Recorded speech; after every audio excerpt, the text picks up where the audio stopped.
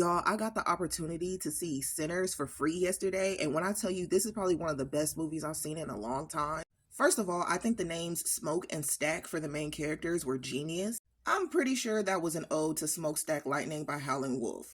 I enjoyed the cinematography as a whole, like, oh my god, like the lighting and everything. That's one thing that I'm so big on when I watch movies. I love when they have like that dark feel to them. Just getting straight into the characters, Mary, the fact that she was an octoroon, I knew she was going to have something to do with their demise. She kept wanting to come around even though they told her no. Even when she came to the club, she kept having to ask them to let her in, and they wouldn't let her in at first. And then when she finally got in, motherfuckers was telling her she needed to leave. Side note, there have been some non-black creators doing their reviews, and they say that they don't understand the dance floor scene. Of course you don't. Also, I was on Twitter and they said that they thought Annie was Smoking Stack's mom. We know why y'all thought that, because she's dark skinned and full figured. People act like dark skinned, full figured women can't be love interests, like they mama wasn't a love interest to Mr. Johnny on the first back in the day when they needed that light bill paid. I think the whole moral of this movie is that not everybody can be invited.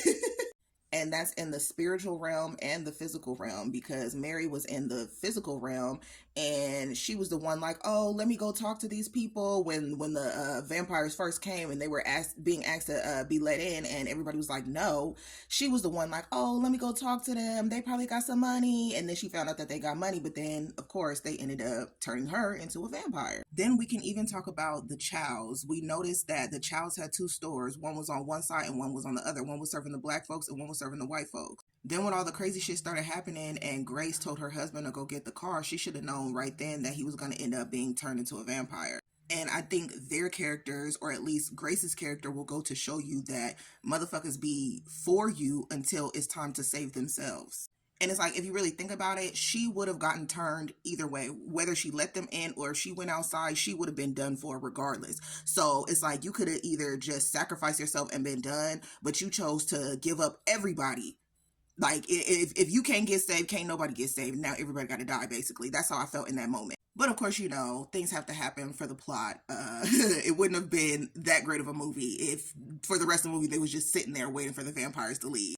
I also like the fact that it gives us a good glimpse of Black American spirituality, and it's a very great depiction on the spiritual side and the religious side.